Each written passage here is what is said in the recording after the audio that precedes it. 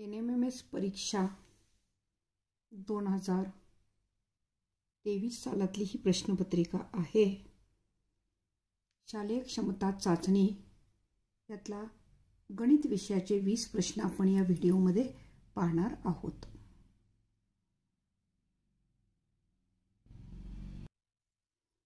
यातला पहिला उपप्रश्न आहे 71वा। खालीलपैकी कोणती कसोटी त्रिकोण एकरूपतेची नाही? बा कसोटी त्रिकोण एकरूपतेची आहे। को कसोटी आहे। को कसोटी एकरूपतेची आहे। को कसोटी त्रिकोण एकरूपतेची कसोटी नाही। 72वा प्रश्न आहे खालीलपैकी कोणत्या माहितीच्या आधारे चौकोन रचना करता येत नाही? चौकोन रचना करण्यासाठी 5 घटक लागतात। 3 बाजू आणि 2 कर्ण दिले असतात चौकोन रचना करता येते। 1 बाजू व 4 कोन दिले असतात। ह्या माहितीच्या आधारे आपल्याला करता येणार नाही। 1 बाजू आणि 4 कोन दिलेत, आपल्याला चौकोन रचना करता येत नाही। लगतच्या 2 बाजू व 3 कोन दिले असता करता येते। 4 बाजू व 1 कर्ण दिला असता सुद्धा आपल्याला चौकोन रचना करता येते। पुढचा 73वा प्रश्न आहे कोणत्या त्रिकोणाचा शिरोलंब संपात बिंदू, मध्यगा संपात बिंदू व कोणदुभाजकांचा संपात बिंदू एकाच रेषेवर असतात? तर याचं उत्तर आहे समद्विभुज त्रिकोणात। समद्विभुज त्रिकोणामध्ये शिरोलंब संपात बिंदू, मध्यगा संपात बिंदू व कोणदुभाजकांचा संपात बिंदू एकाच रेषेवर येतात। याप्रमाणे असेल तर ही जी मधली शिरोलंब येतो त्याच्यावरच सगळे लंब संपात बिंदू असे येतात। आणि समभुज त्रिकोणात बघा, समभुज त्रिकोणात शिरोलंब संपात बिंदू, मध्यगा संपात बिंदू आणि कोणदुभाजकांचा संपात बिंदू एकच असतो, म्हणजे सगळे बिंदू एकच असतात। शेजारील आकृतीच्या आधारे खाली 2 विधाने दिली आहेत। त्या विधानासाठी पर्यायातील कोणता पर्याय योग्य ठरेल? आता पहिलं विधान काय दिले बघा, कोण PMN म्हणजे हा कोण आणि कोण RNM हे रेषीय जोडीतील कोण आहेत हे विधान दिलेलं आहे। तर हे रेषीय जोडीतील कोण नाहीत, हे विधान चुकीचं आहे। विधान दुसरं काय दिले, कोण AMQ हा कोण आहे AMQ आणि BNS म्हणजे हा, तर हे संगत कोण आहे म्हणून सांगितले, तर हेही चुकीचं आहे। ह्या इथला संगत कोण हा येणार आहे, तर हा दिलेला आहे, तर हे 2 संगत कोण नाहीत, म्हणजे ही विधान चुकीचं आहे। मग यातले पर्याय काय येणार, तर फक्त 1 विधान बरोबर नाही, 2 विधान बरोबर नाही, दोन्ही विधाने बरोबर नाही, दोन्ही विधाने चूक हे बरोबर आहे। उदाहरण आहे एका दुकानदाराने शेकडा 10 सूट देऊन एक पुस्तक 360 रुपयास विकले, तर त्या पुस्तकाची खरेदी किंमत किती? नेहमी आपण एक लक्षात ठेवायचं की खरेदी किंमत काढायला सांगितली किंवा छापील किंमत काढायला सांगितली तर 100 मानायची। आता इथं खरेदी किंमत काढायला सांगितल्या,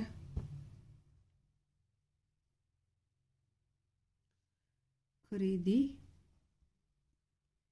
किंमत आपण 100 रुपये मानायची, खरेदी किंमत 100 रुपये मानायची।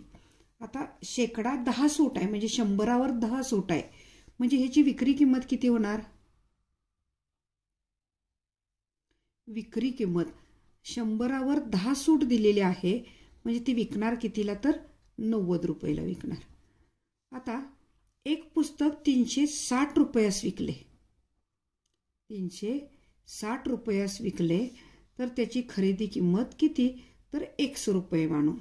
तिरका गुणाकार करायचा, 100 गुणिले 360 बरोबर 90 गुणिले x। 90 गुणिले इकडे आणून भागिले करायचे, 100 गुणिले 360 भागिले 90 बरोबर x। x म्हणजे खरेदी किंमत आहे। 9 1 9, 9 चौक 36 आणि 100 चौक 400. म्हणजेच एक्स म्हणजेच काय, खरेदी किंमत.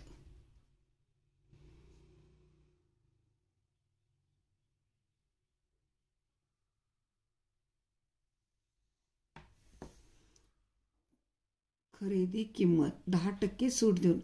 आता ॲक्च्युली पुस्तकाची खरेदी किंमत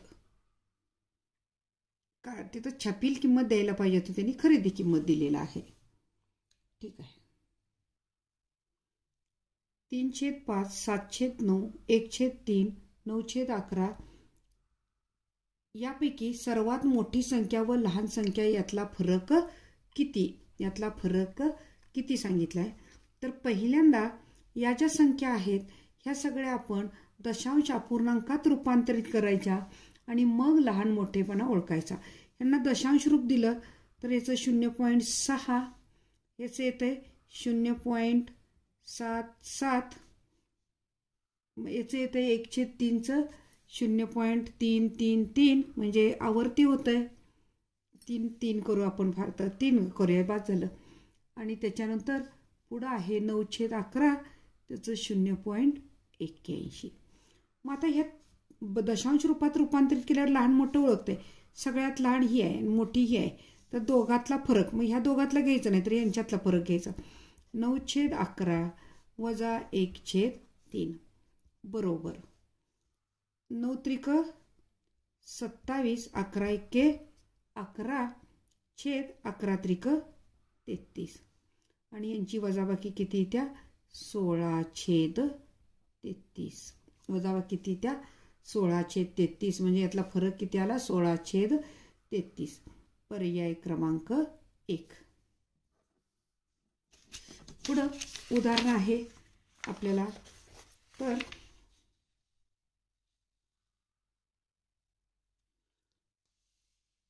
चलन प्रकरणावरचं उदाहरण आहे हे. चलन प्रकरणावर आधारित उदाहरण आपल्याला हे सोडवायचं आहे. काय काय 2 राशी कुठल्या दिलेल्या आहेत चलन प्रकरणामध्ये या. तर एका कारचा सरासरी वेग एक राशी दिलेली आहे आणि दुसरी राशी आहे वेळ. आता आपल्याला माहिती आहे वेग आणि वेळ. वेग वाढवला कमी वेळ लागतो, वेग कमी केला जादा वेळ लागतो. म्हणजे वेग आणि वेळ यांच्यामध्ये व्यस्त चलन असतं. आपण मांडूया. पहिल्यांदा वेग 60 किलोमीटर आहे, अंतर जाण्यासाठी 8.5 मीटर वेळ लागला. आता तेच अंतर कापण्यासाठी, तेच अंतर 7.5 तासात कापण्यासाठी वेग किती द्यावा लागेल, वेग सरासरी वेग कितीने वाढवावा लागेल. आता आपण तिरका गुणाकार करूया. नाही सॉरी, हे काय आहे व्यस्त चलन आहे. व्यस्त चलनामध्ये 2 राशींचा गुणाकार समान असतो. 60 गुणिले 8.5 बरोबर वेग गुणिले 7.5. 7.5 गुणिले तिकडून भागिले करायचे. 60 गुणिले 8.5 भागिले 7.5 बरोबर वेग. आता आपण काय करूया, गुणाकार भागाकार सोपा जावा म्हणून दशांश काढून टाकू. 60 गुणिले 85 म्हणजे एक घर सरकवलं, छेदात ही एक घर सरकवायचं, म्हणजे 7.5चं 75 होणार. हा काय आहे वेग.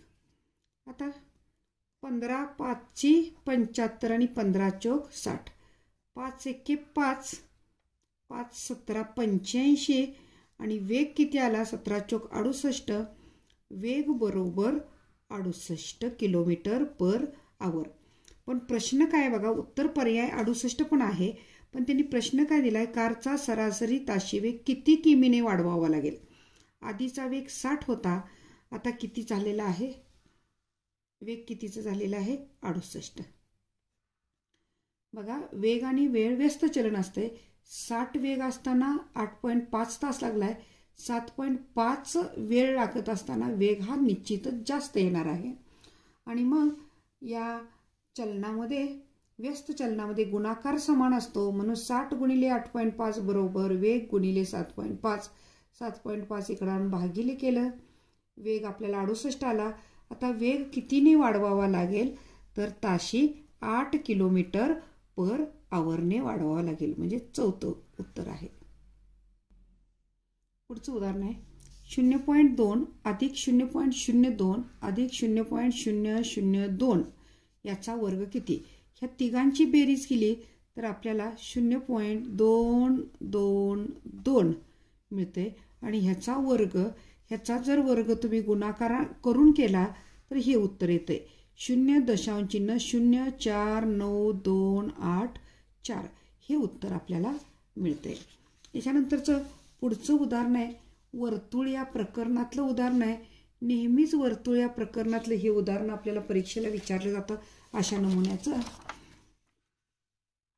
काय आहे बघा. ओ केंद्र असलेल्या वर्तुळाची त्रिज्या 60 सेमी, वर्तुळाची 60 सेमी लांबीची एक जीवा. मग आपण ओ केंद्र असलेलं वर्तुळ काढलेलं आहे. पुढं 60 सेमी लांबीची जीवा AB काढलेली आहे. ती वर्तुळ केंद्रापासून 16 सेमी अंतरावर आहे म्हणून सांगितलंय. तर वर्तुळाची त्रिज्या किती, त्रिज्या OB काढायचं आहे. आता AB 60 आहे म्हणजे हे MB अंतर 30. वर्तुळ केंद्रावर जीवेवर टाकलेला लंब जीवेला दुभागतो, जीवेचे 2 भाग करतो. हे पूर्ण 60 आहे म्हणून हे 30. आता 16 30 आपण हे जर उदाहरण सोडवलं तर आपण हे उदाहरण सोडवताना या पद्धतीने सोडवणार. आपल्याला OB काढायचे आहे, त्रिज्या काढायची आहे. मग हे किती अंतर आहे 16. पायथागोरसच्या त्रिकोणानुसार 16चा वर्ग अधिक 30चा वर्ग बरोबर 16चा वर्ग 16चा वर्ग 256 अधिक 30चा वर्ग 900. दोघांची बेरीज झाली 1156. आता हा 1156 कोणाचा वर्ग आहे तर 34चा वर्ग बरोबर 1156. म्हणून हे अंतर वर्तुळ केंद्रापासून किती आहे 1156 सेमी अंतर आहे. आता याच्यानंतरचं जे पुढचं आहे इष्टिका चित्तीचं आहे. एका इष्टिका चित्तीच्या पेटीचे घनफळ 150 घन सेमी असून तिची लांबी घनफळ 150 घन सेमी असून तिची लांबी 10 सेमी व रुंदी 5 सेमी असेल तर तिची जाडी काढा. आता इष्टिका चित्तीचे घनफळ आहे म्हणजे आपण लगेच सूत्र कोणाचं लिहायचं तर इष्टिका चित्तीचे घनफळ बरोबर L गुणिले B गुणिले H. आता आपल्याला काय काय दिले बघा. तर इष्टिका चित्तीचं घनफळ दिलेलं आहे. किती दिले इष्टिका चित्तीचं घनफळ 150 घन सेमी बरोबर लांबी 10 आहे, रुंदी 5 आहे, गुणिले उंची काढायचं आहे. आता 10 गुणिले 5 इकडून भागिले केले, शून्याला 0 गेले, 5 एके 5, 5 त्रिक 15, H बरोबर 3 सेमी. पर्याय क्रमांक 2. पर्याय क्रमांक किती आहे 2. आता पुढचा काय प्रश्न आहे बघा. एका वर्तुळाकृती बाग जी आहे आणि या वर्तुळाकृती बागेचा व्यास 84 आहे. आता इथं आपण काढली आकृती. वर्तुळाकृती ही बाग आहे ही आतली आणि वर्तुळाकृती बागेचा व्यास किती आहे 84 मीटर. आता 84 मीटर आहे. त्याच्यानंतर पुढे काय म्हणले बागेभोवती हा 3.5 मीटर लांबीचा 3.5 मीटर रस्ता आहे. तो रस्ता इकडं पण आहे 3.5 मीटर. मग आता हे पूर्ण मोठं वर्तुळ एक बाहेरच्या बाजून तयार झालंय. त्याची ही त्रिज्या तयार झाली. किती त्रिज्या तयार झाली 3.5 आणि 3.5 7 आणि मग आणि हे 84 म्हणजे मोठ्या वर्तुळाचा व्यास किती आलेला आहे बघा 91.91. मोठ्या वर्तुळाचं ही 84 आणि हे 3.5 आणि 3.5 7 म्हणजे मोठ्या वर्तुळाचं आपण जर धरलं R1 मोठ्या वर्तुळाची त्रिज्या बरोबर 91 च्या निम्म 45.5 सेंटीमीटर. आता लहान वर्तुळ म्हणजे आतलं त्याची त्रिज्या आहे R2 बरोबर 42 दुनी 84, 42 मीटर. R2 बरोबर 42 मीटर. आता ही उदाहरण सोडवत असताना बघा, आपल्याला रस्त्याचे क्षेत्रफळ म्हणजे हा रस्ता आहे सगळा, या रस्त्याचं क्षेत्रफळ काढताना मोठ्या वर्तुळाचे क्षेत्रफळ वजा लहान वर्तुळाचे क्षेत्रफळ. बघा, रस्त्याचे क्षेत्रफळ बरोबर ही रस्ता सगळा, मोठ्या वर्तुळाचे क्षेत्रफळ वजा लहान वर्तुळाचे क्षेत्रफळ. आता मोठ्या वर्तुळाचं पाय R1 चा वर्ग वजा पाय R2 चा वर्ग, पाय कॉमन काढले, R1 वर्ग वजा R2 वर्ग म्हणजे 45.5 चा वर्ग वजा 42. आता कॅल्क्युलेशन वाढवण्यापेक्षा आपण आयडेंटिटी वापरायची. A वर्ग वजा B वर्ग बरोबर एका कंसात A अधिक B दुसऱ्या कंसात A वजा B. तसं इथं बघा, R1 किती आलं आपलं, मोठ्या वर्तुळाची त्रिज्या 45.5, R2 किती आलं 42. मग 45.5 चा वर्ग वजा 42. आता दोघांच्या वर्गांची वजाबाकी करताना दोघांची बेरीज एका कंसात, दोघांची वजाबाकी एका कंसात. 22/7 गुणिले 87.5 गुणिले 3.5, दोघांची ही वजाबाकी 3.5 आणि दोघांची बेरीज 27.5. 7 एके 7, भाग जात नाही म्हणून दशांश चिन्ह दिलं. आता 5/35. 22 गुणिले 87 गुणिले 5 गुणिले बघा 22 कसं आपण केलं, दोघांची बेरीज 87.5, दोघांची वजाबाकी 3.5. आता भाग घालवला आपण 7 न. आता 22 गुणिले 87.5 गुणिले 0.5 बरोबर 962.5 चौ सेमी. रस्त्याचं क्षेत्रफळ किती येणार आहे, रस्त्याचं क्षेत्रफळ 962.5 चौरस मीटर येणार आहे, चौरस मीटर. उदाहरण आहे, घनमूळ काढायचं आहे आपल्याला 0.021995 बघा, घनमूळ काढताना आपल्याला ही 6 घरं आहेत. किती घरं आहेत, 6. आणि मग 6 घरं जर आपले असतील, बघा 1 2 3 4 5 6 घरं असतील तर त्याचं घनमूळ काढताना घनमूळाची 2च घरं तयार होतात. आणि घन करताना दशांश स्थळानंतर 2 घरं असतील तर त्याची 6 घरं तयार होतात. तसं या फॉर्मॅटमध्येच आपलं उत्तर येणार आहे. 0 दशांश चिन्ह काहीतरी घर 2 येणार आहे.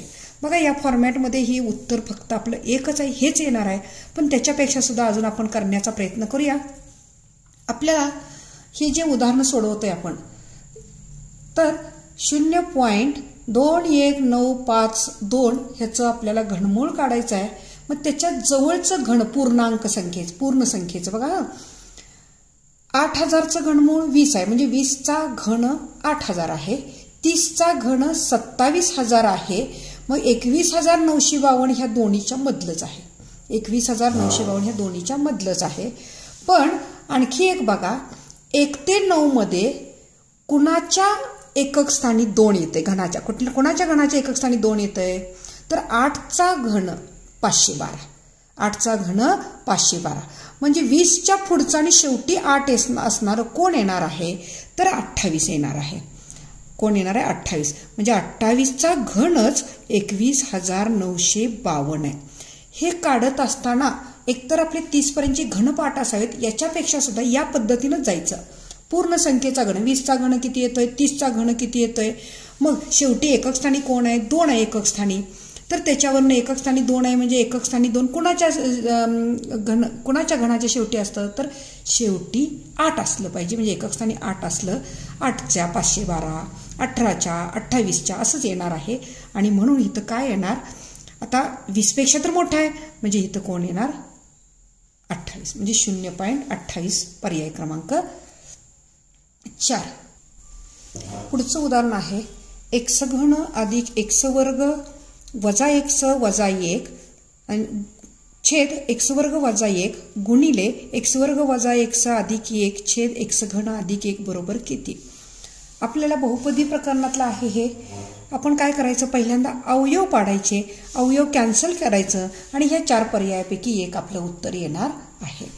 आता इथं अवयव आपण त्रिपदीची पाडतो, इथं वर्ग त्रिपदी नाही, तर ज्यावेळी अशी 4 पदे येतात त्यावेळी त्यांच्यातनं कॉमन काय निघतंय का आपण बघायचं. आता इथं बघा, पहिलं जे फक्त बघूया आपण, एक्स घन अधिक एक्स वर्ग वजा एक्स वजा 1. पहिल्या दोघांचा एक गट केला मी, दुसऱ्या दोघांचा एक गट केला, कारण ह्या 4तनं काहीच कॉमन निघत नाही. आणि मग आता पहिल्या दोघातनं काय कॉमन निघतंय, तर इथं पण एक्स वर्ग आहे, एक्स घनात पण एक्स वर्ग आहे. एक्स वर्ग कॉमन काढले आपण, शिल्लक राहिले. एक्स वर्ग काढल्यावर एक्स घनातनं एक्स वर्ग गेले, एक्स राहिले. एक्स वर्ग तर कॉमन काढले, काहीच राहिले नाही, म्हणजे एक सहगुणक राहिला. वजा, आता ह्या दोन्हीत काहीच कॉमन नाही, मग मी वजा 1 कॉमन काढला, शिल्लक काय राहिलं, एक्स अधिक 1 वजा 1 कॉमन काढल्यामुळे अधिक 1 राहिले. आता इथं छेदामध्ये बघा, एक्स वर्ग वजा 1, एक्स वर्ग वजा 1चे अवयव, एका कंसात वजाबाकी, एका कंसात त्या दोघांची बेरीज, एका कंसात दोघांची वजाबाकी, एका कंसात दोघांची बेरीज. कारण 2 वर्गांच्या वजाबाकीचे अवयव एक्सचा वर्ग आहे आणि एक्सचा वर्ग आहे, 1 हा 1चा वर्ग असतं. आता इथं पुढं बघा, पुढच्या पायरीला, आणि इकडं आता काय केलं बघा, एक्स वर्ग वजा एक्स अधिक 1, ही वर्ग त्रिपदी आहे. मग बघूया आपण, अधिक 1चे अवयव पडतात का, की गुणाकार 1 आला पाहिजे आणि बेरीज पण 1 आली पाहिजे, नाहीत पडत, म्हणजे ह्याचे अवयव पडत नाहीत. तर छेदामध्ये काय आहे, एक्स घन अधिक 1 आहे, एक्स घन अधिक 1 म्हणजे ए घन अधिक बी घन बरोबर, ए घन अधिक बी घन बरोबर काय येणार आहे, ए अधिक बी एका कंसात, दुसऱ्या कंसात ए वर्ग वजा ए बी अधिक बी वर्ग, हे येणार आहे. मग आता या पद्धतीनं आपण त्याचे अवयव पाडायचे. ए कोण आहे आपला एक्स आणि बी कोण आहे 1, एक्स अधिक 1 एका कंसात आणि दुसऱ्या कंसात ए वर्ग वजा ए बी अधिक बी वर्ग म्हणजे एक्सचा वर्ग वजा एक्स अधिक 1. आता या कंसाला हा कंस समान आहे, कॅन्सल झाला. शिल्लक काय राहिलं इकडे बघा, एक्स 1 छेद एक्स अधिक 1, कारण अंशात काहीच राहिलं नाही. आता पुन्हा इथं बघा, इकडं एक्स अधिक 1 आणि एक्स अधिक 1 कॉमन निघतंय आणि म्हणून आपण एक्स अधिक 1 कॉमन काढलं, राहिलं काय, एक्स वर्ग आणि इथलं वजा 1. दुसऱ्या कंसात काय राहणार, एक्स वर्ग वजा 1 आणि छेदामध्ये बघा, एक्स वजा 1 आणि एक्स अधिक 1. आता एक्स वर्ग वजा 1चे अवयव हेच पडणार आहेत, ते कॅन्सल झालंच असतं, पण आपण आता त्याची फोड केलेली आहे, 1 छेद एक्स अधिक 1. आता हे गुणाकारच आहे, इथलं एक्स अधिक 1 आणि इथलं एक्स अधिक 1 कॅन्सल झालं. एक्स वर्ग वजा 1 म्हणजेच काय, तर 2 वर्गांची वजाबाकी, एका कंसात त्यांची बेरीज, एका कंसात त्यांची वजाबाकी आणि छेदामध्ये एक्स वजा 1 एक्स अधिक 1 शिल्लक राहिलेला आहे. आता बघा, अंश आणि छेद सारखाच आहे, कॅन्सल झाला, उत्तर त्याचं काय राहणार आहे, 1. उत्तर काय राहणार आहे, 1. आयडेंटिटी वापरून हे सोडवायला लागतंय. पुढचं 84 उदाहरण आहे की आपल्याला बहुपदीचा भागाकार करायचा आहे. आता बहुपदीचा भागाकार करताना संश्लेषक भागाकार पद्धतीनं करायचा की सोपं येतंय आपल्याला. पहिल्यांदा दिलेली बहुपदी घातांकाच्या उतरत्या क्रमानं आहे का ते पाहायचं. तर घातांकाच्या उतरत्या क्रमानं ही बहुपदी आहे. 2 घात 1 घात 0 घात त्यांची सहगुणक रूपात मांडायची बहुपदी 5, 10 आणि वजा 175. आता कोणी भागायचं ह्याला, तर एक्स अधिक 7 भागायचं आहे, म्हणजे एक्स बरोबर इथं वजा 7 घ्यायची. पहिलं 5शी 5, 5 7 35 वजा चिन्ह येणार. आता बघा, दोघांची बैजिक बेरीज अधिक 10 आणि वजा 35, मोठ्यातनं लहान वजा करायचं, मोठ्याचं चिन्ह द्यायचं. 35 मधनं 10 गेले 25, मोठ्याचं चिन्ह वजा 25, 25 7 175 येते. वजा गुणिले वजा अधिक 175, वजा 175 आणि अधिक 175 0. ही काय झाली, बाकी. ही आपली काय असते, बाकी. सोपा भागाकार पद्धती आहे ही बाकी आहे. आणि याच्यानंतर पुढं बघा, भागाकार मांडत असताना भागाकार कसा मांडायचा, किती पद आहेत तिथं, 1 आणि 2. मग इथला एक्सचा घातांक 5 एक्सचा घातांक इथं 1 आणि 2 पदं आहे ती, म्हणून 1 न कमी, 2 पेक्षा 1 न कमी 1 वजा 25 आहे, तसं वजा 25. 5x वजा 25. 1 घात नाही लिहिलं तर चालतं. हे काय झालं, आपला भागाकार झाला. सोपं कमी वेळात भागाकार आला आपला आणि चुकत नाही या पद्धतीनं. ठीक आहे, पुढचं बघा. पुढच्या उदाहरणात एकचल समीकरणातले हे उदाहरण आहे. एकचल समीकरणातलं उदाहरण सोडवताना पहिल्यांदा छेद असेल तर छेद घालवायचा, कंस असेल तर कंस सोडवायचा. आता छेद बघा 6, 4 आणि 12 आहे. लसावी 12 येतो त्यांचा. मग प्रत्येक पदाला आपण गुणिले 12 करू. गुणिले 12 गुणिले 12 गुणिले 12. 12ला 12 गेले. 4 एके 4, 4 त्रिकोण 12. 6 एके 6, 6 दुनी 12. 5 दुनी 10 m अधिक 3 त्रिक 9m बरोबर 19. 10m अधिक 9m 19m बरोबर 19. m बरोबर 19 छेद 19 m बरोबर 1. पर्याय क्रमांक 3. पर्याय क्रमांक 3. पुढचं उदाहरण आहे. सांख्यिकी या प्रकरणातलं आहे. आपल्याला मध्य काढायचा आहे. 20 कुटुंबाच्या सदस्यांची संख्या दिलेली आहे. त्यावेळी आपण काय करतो तर प्राप्तांकाची बेरीज, मध्य बरोबर, मध्य काढत असताना मध्य बरोबर सर्व प्राप्तांकाची बेरीज. ह्या दिलेल्या प्राप्तांकाची बेरीज 66 येते. 66 भागिले किती प्राप्तांक आहेत हे, तर 20 कुटुंबाची माहिती दिलेली आहे. तर 20 प्राप्तांक आहेत भागिले 20 बरोबर 3.3. 3.33 जुनी 66 आहे. 3.3. पुढे बघा, दोन संख्यांचा गुणाकार 4107 आहे. दोन संख्यांचा गुणाकार काय आहे, 4107 आहे. त्यांचा मसावी 37 आहे. आता मसावी 37 आहे. ज्यावेळी मसावी ही मूळ संख्या असते, 37 ही मूळ संख्या आहे. ज्यावेळी मसावी मूळ संख्या असते त्यावेळी दोघांचा गुणाकार म्हणजे ती एक संख्याच असते. मसावी म्हणजे त्या दोन पैकी एक संख्याच असते. मग आता इथं बघायचं 37ला कितीनं गुणल्यावर गुणाकार एवढा येतोय, म्हणजे त्या दोन संख्यापैकी मसावी जर मूळ संख्या असेल तर दोन संख्यापैकी एक संख्या म्हणजे ती मसावी असते. म्हणजे एक संख्या 37 आहे. आता दुसरी संख्या किती तर 111, कारण 111 आणि 37चा गुणाकार हा येतो 4107. पुढचं उदाहरण आहे. 11 मीटर व 19 मीटर लांबीचे दोन खांब एकमेकापासून 15 मीटर अंतरावर जमिनीवर उभे आहेत. म्हणजे दोन खांब आहेत समांतर एकमेकाला उभे आहेत आणि दोन खांबामधलं अंतर किती आहे 15 मीटर. इथं बघा आकृती जर आपण बघितली तर हा एक खांब आहे 11 मीटरचा आणि हा दुसरा खांब आहे 19 मीटरचा आहे आणि दोन्ही खांबातलं अंतर 15 मीटर आहे. तर त्यांची जे वरची टोकं आहेत, हे टोक वरचं आणि हे टोक वरचं, त्या दोन्ही वरच्या टोकातलं अंतर किती. खूप सोपं उदाहरण आहे बघा. आता हे अंतर 15 मीटर आहे. आपण हे उभं 11 आहे. एक बघा आयत तयार करून घेतला. म्हणजे हे एवढं अंतर, हे इथनं एवढं अंतर किती आहे 11 मीटर. मग इथून वरचं अंतर आपण तुम्ही ABCD आणि हे ई म्हटलं तर AB 11 मीटर आहे म्हणून DC पण 11 मीटर, कारण हा तयार झालेला आयत आहे. हे उभे आहेत जमिनीवर म्हणजे काटकोनातच उभे असणार आहेत. आता इथं काढलेलं सुद्धा काटकोनच आहे बघा. हे 15 मीटर आहे म्हणून हेही 15 मीटर आलं. आता पूर्ण 19 मीटर होतं. EC पूर्ण 19 मीटर होतं. त्यातलं 11 मीटर बाजूला गेलं म्हणजे किती आलं 8 मीटर. ED किती आलं 8 मीटर. आता हा काटकोन त्रिकोण झाला. ADE काटकोन त्रिकोण आहे आणि मग काटकोन त्रिकोणाचा 8चा वर्ग अधिक 15चा वर्ग हे करून काढलं तरी चालेल. किंवा पायथागोरसचं त्रिकूट, पायथागोरसची त्रिकूट पाठच असावीत आपली. मूलभूत त्रिकूट जी काय आहेत 1, 10, 12, 3, 8, 15 आणि हे अंतर 17. कारण 8, 15 आणि 17 हे एक पायथागोरसचं त्रिकूट आहे.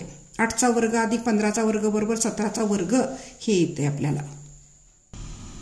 पुढच्या उदाहरण आहे. दर साल दर शेकडा 8 दराने 20,000 रुपये मुद्दलाचे 2 वर्षाचे सरळ व्याज व चक्रवाढ व्याज यातील फरक किती.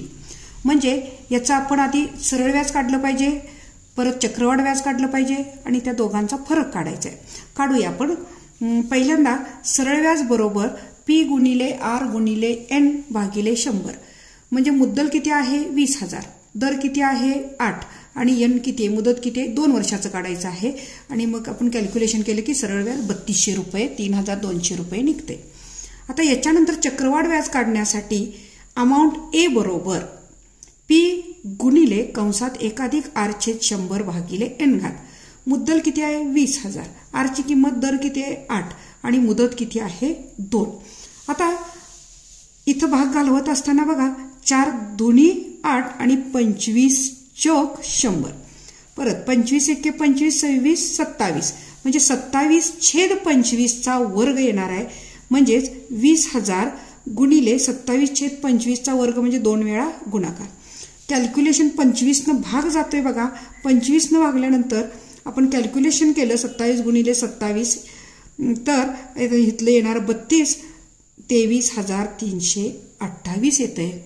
मग चक्रवाढ व्याज काढूया आपण. चक्रवाढ व्याज बरोबर ए वजा पी. ए किती आलेला आहे 23,300. ए किती आलेला आहे 23,328. कॅल्क्युलेशन केल्यानंतर बघा आता हे जे आपल्याला आलेलं आहे बघा 23,328 हे आपल्याला रास आलेली आहे. ए ची किंमत आलेली आहे. चक्रवाढ व्याज बरोबर ए वजा पी. ए ची किंमत वजा पी ची किंमत बरोबर 3,328 आणि हा व्याजातला फरक किती आहे. व्याजातला फरक 3,328 वजा 3200 बरोबर 128 रुपये. बरोबर 128 रुपये. आणि यानंतर 90व शेवटचं उदाहरण आहे. एका घनाकृतीला 12 शिरोबिंदू व 18 कडा असतील तर त्याच्या पृष्ठांची संख्या किती. आता 12 शिरोबिंदू व 18 कडा म्हणजेच फी बरोबर आपले सूत्र काय आहे आयलरचे सूत्र F + फी बरोबर E + 2. F दिलंय का नाही काढायचं आहे. F + फी वर्टेक्स म्हणजे शिरोबिंदू 12 बरोबर एजेस किती आहेत कडा 18 + 2. F बरोबर हे 12 तिकडून वजा करायचं 18 + 2 20. 20 वजा 12 बरोबर 8. म्हणजे पृष्ठांची संख्या किती आली 8. अशा पद्धतीनं आपण 20 प्रश्न गणिताचे सोडवलेले आहेत.